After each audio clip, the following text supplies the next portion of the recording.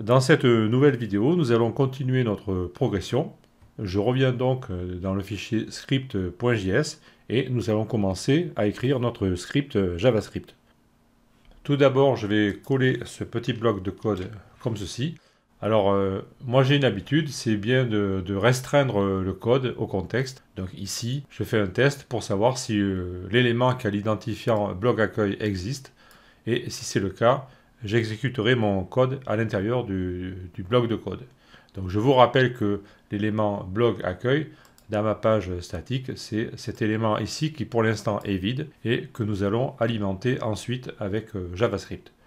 Je retourne dans le fichier. Ensuite, je définis une variable que j'appelle REST-URL. C'est l'URL que je vais attaquer pour récupérer mes données. Ici, j'emploie le mot-clé var pour déclarer ma variable. Bon, actuellement, avec le JavaScript moderne, on aurait plus tendance à utiliser let ou bien const, mais var n'a pas disparu. Var a toujours son utilité. Il peut servir à déclarer des variables lorsqu'on veut qu'elles soient accessibles dans tout le scope de notre fichier. Ici, je le fais pour une raison de simplicité. C'est pour ne pas trop dérouter les lecteurs qui n'auraient pas encore l'habitude d'utiliser le JavaScript moderne. Et aussi, il faut se dire que lorsqu'on utilise le JavaScript moderne, en général, on utilise des solutions comme Webpack ou autres pour transpiler le code afin qu'il soit compréhensible par tous les navigateurs existants sur Internet. Donc par sécurité dans ce tutoriel, je vais conserver le mot-clé var pour déclarer toutes mes variables. Cette variable REST URL contient donc ici l'URL que nous allons envoyer à la REST API de WordPress afin de récupérer des posts.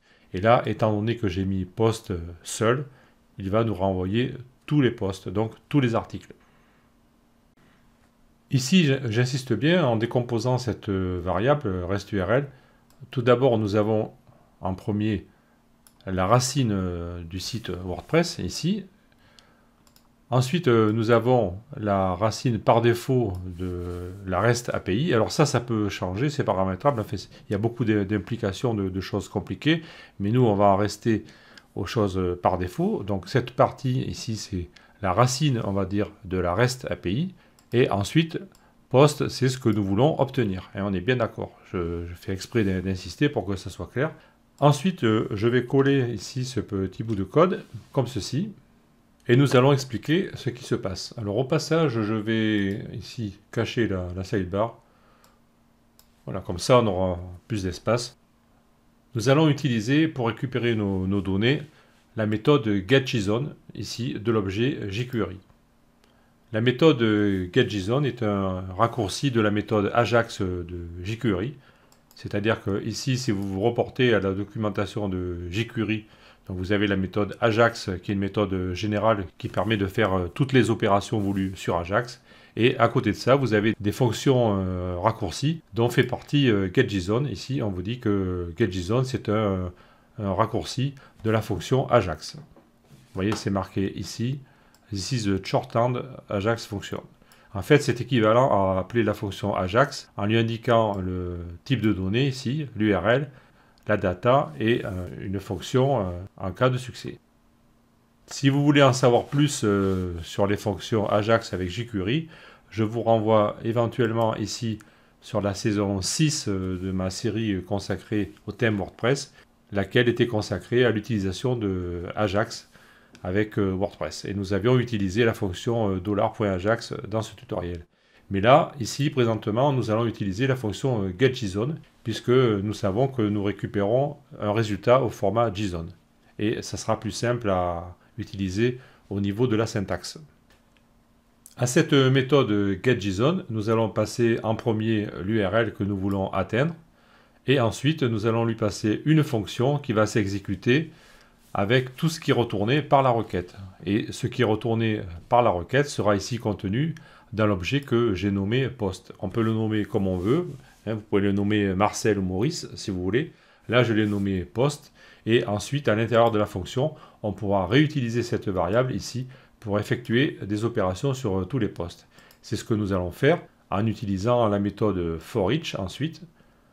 Et à cette méthode forEach nous passerons comme paramètre une nouvelle fonction et cette fonction recevra comme paramètre elle l'élément, c'est-à-dire l'élément du résultat ici, post, pour la boucle en cours. Alors encore une fois, élément c'est un terme arbitraire, hein. J'aurais pu l'appeler toto, mais je l'ai appelé élément, c'était plus logique. Et à l'intérieur de la fonction forEach, nous allons effectuer un console log de éléments. Donc je récapitule, dans notre cas, on va dérouler tous les postes qui sont retournés par la réponse de la REST API. À chaque poste, nous allons le considérer avec la variable élément et nous afficherons un console log pour voir ce qu'il y a dedans. J'enregistre mon fichier JavaScript. Je retourne ici au niveau du site statique. Je vais faire apparaître la console ici avec l'outil de développement. Donc je vérifie que je suis sur l'onglet console et je vais recharger le site. Donc là, au bout de quelques secondes, enfin 1 ou 2 secondes, j'obtiens un résultat. Je vais donc obtenir 8 objets qui correspondent chacun à mes articles. Donc je peux ouvrir le premier ici et je vais voir que j'ai toutes les données qui constituent mon article. À savoir, on va trouver ici le titre. Alors là, c'est pas le titre ici, là c'est le slug, mais le titre, on va le trouver ici title, avec la propriété rendered, ici, article 8. Nous aurons le contenu qui va se trouver ici, à la clé content. Alors, bien sûr, au début, hein, il faut avoir un peu l'œil parce qu'on n'est pas trop habitué. Donc, c'est ici content. Et pareil, nous avons une propriété rendered. Ici, nous avons tout le contenu de notre post avec tout le HTML, etc. Nous voyons bien que nous récupérons notre post. Au passage, au niveau de l'image en avant, nous ne l'avons pas ici. Nous avons simplement ici Featured Media avec 30 ici. C'est l'article 8. Alors, on va revenir sur le site WordPress ici. On va ouvrir l'article 8. Je repère l'image, ce sont les ballons. Donc je vais dans la galerie de médias ici. Je vais ouvrir l'image du ballon et quelque part je vais trouver, voilà, item égale 30. Donc on a bien l'identifiant de l'image ici. L'image a l'identifiant 30 dans la base de données. Mais par contre, c'est ici. Par contre ici, on n'a pas l'URL de l'image. Donc pour l'instant, on ne pourra pas afficher l'image. On a simplement l'identifiant de l'image. Mais c'est pas grave, on va arranger ça tout à l'heure. Ensuite, si on continue à explorer, on va voir ici qu'on a la date de publication de notre article. Alors on voit d'ores et déjà qu'elle n'est pas dans un format qui va nous arranger, parce qu'elle est à l'anglaise avec l'année en premier, le mois et le jour. En plus, au jour, on a T pour le time, l'heure qui est collée. Donc il va falloir qu'on arrange tout ça après avec du JavaScript pour afficher notre date dans un format plus propre. Donc pour l'instant, de quoi on avait dit qu'on avait besoin? On voulait le titre, il est ici, on l'a. On a le contenu, on a la date, et il va nous manquer l'image mise en avant. Donc ça, on va régler ça plus tard. Donc, mis à part l'image à la une, enfin, je dis l'image à la une ou l'image mise en avant, c'est pareil. Avant, elle s'appelait image à la une, alors c'était une habitude, mais vous me comprenez. Donc maintenant, on a pratiquement tout ce qu'il nous faut pour afficher nos articles ici dans la page statique. Nous allons retourner dans le fichier JavaScript et nous allons expérimenter avec l'objet élément. Par exemple ici en rajoutant les propriétés title rendered. J'enregistre. Je corrige la petite faute là. Je réenregistre. Je reviens sur le site statique. Je rafraîchis. Et là je vois qu'il m'affiche le titre de nos articles. Donc c'est bien ce qu'on attendait. On sait qu'on peut récupérer le titre de l'article avec ici la chaîne élément title rendered. Si je remplace title par content, et si je reviens sur le site statique, je vais rafraîchir, et là je vois qu'on a le contenu de nos 8 articles qui s'affichent. Si je remplace encore une fois ici par date, que j'enregistre et que je revienne, je rafraîchis et j'ai toutes les dates de publication de mes articles. Alors bien sûr, elles ne sont pas dans un format qui nous arrange, mais on va remédier à cela tout à l'heure. Je retourne ici dans le code. Maintenant, nous allons mettre en place un correctif au niveau de WordPress. pour qu'il rajoute l'URL de l'image en avant dans le résultat de la requête envoyée ici après réception de cette URL. Donc je reviens dans le fichier function.php ici, je vais me mettre un petit peu plus bas et je vais coller ici un bout de code que j'ai préparé.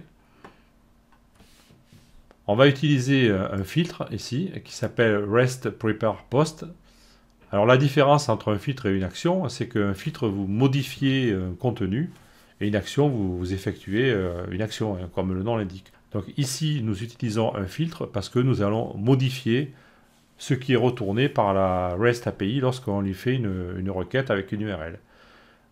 Ce hook ici va exécuter la fonction que j'ai appelée PostFeaturedImageJSON, qui est ici.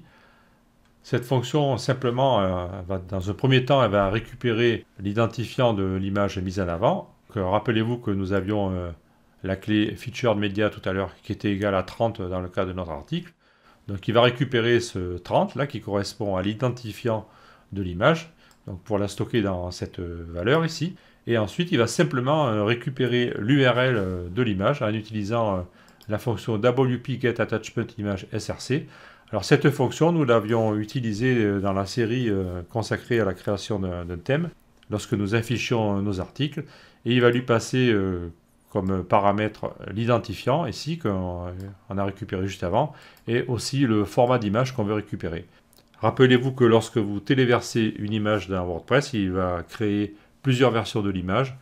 Je crois qu'il y a thumbnail, small, medium, large, medium, large et l'image originale. Donc là, je vais décider d'utiliser la medium large qui fait 768 pixels de large.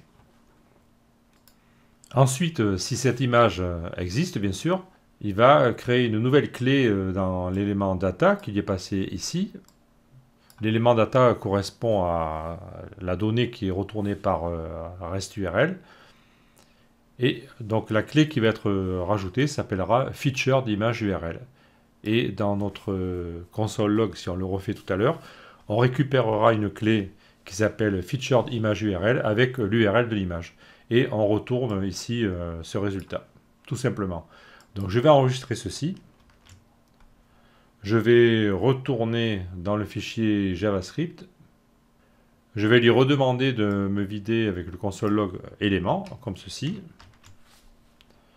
Je vais revenir sur le site statique, je rafraîchis. Et maintenant, en ouvrant l'objet, je vais récupérer une nouvelle clé qui s'appelle FeaturedImageURL, la voici.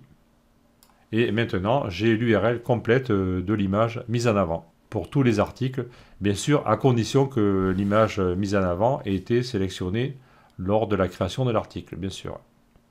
D'ailleurs, on peut faire un essai avec l'article 8. Si je reviens ici dans les articles, je vais prendre article 8. Je vais lui dire supprimer l'image mise en avant. Je vais mettre à jour. Je vais revenir sur le site statique, je vais rafraîchir. Et là, au niveau de l'article 8, ma clé aura disparu, c'est normal. Pour les autres, je vais toujours la voir. Ici, featured image URL, elle existe ici, juste avant featured media. Mais par contre, ici, featured media, il y a 0, puisque je n'ai pas d'image mise en avant. Et j'ai encore moins d'URL. Donc je reviens ici dans l'article, je vais redéfinir les ballons comme image mise en avant. Je vais réenregistrer. Je vais revenir sur le site statique, je rafraîchis et je rouvre ici la clé et mon image, featured image URL, elle est bien revenue. Alors à partir de maintenant, on a tout ce qu'il faut pour afficher ici, là, en dessous de ce titre, tous nos articles. Enfin, pas tous nos articles, puisqu'on a dit qu'on allait filtrer avec les articles mis en avant.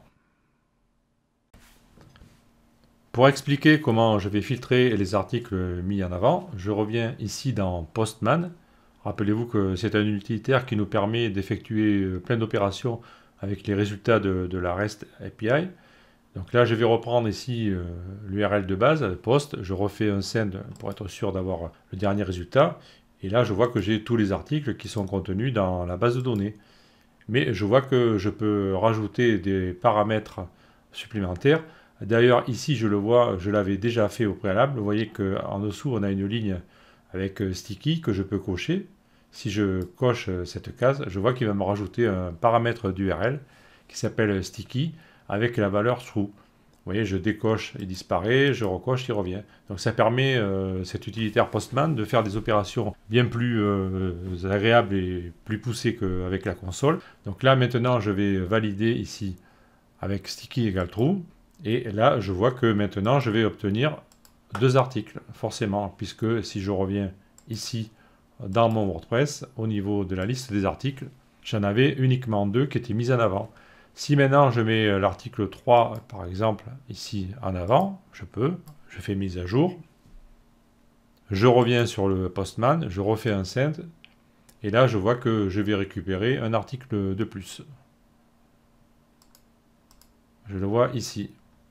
Et c'est l'article, donne-moi ton titre, article 3. Voilà, donc j'ai bien 3 articles sticky. Je reviens dans WordPress. Je vais re-enlever ici le contenu mis en avant pour en conserver que 2. Mais je vous le rappelle, encore une fois, c'est tout à fait arbitraire.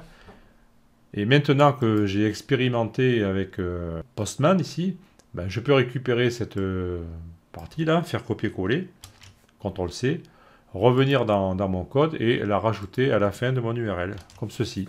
Donc maintenant, mon URL, à la fin, c'est post avec sticky égale true. J'enregistre. Je reviens sur le site. Avant, je vais ici faire un essai en rajoutant ici donc, la clé feature d'image URL. J'enregistre. Je reviens sur le site statique. Je rafraîchis. Et là, je vois que j'ai uniquement 2 lignes puisque j'ai demandé à avoir que les articles qui étaient mis en avant. Et comme dans mon fichier JavaScript, je lui ai demandé à m'afficher simplement l'URL de l'image mise en avant, ici je vois bien l'URL. Donc tout fonctionne maintenant, on est prêt pour afficher. Et pour réaliser ceci, je vous donne rendez-vous dans la prochaine vidéo. Donc à tout de suite.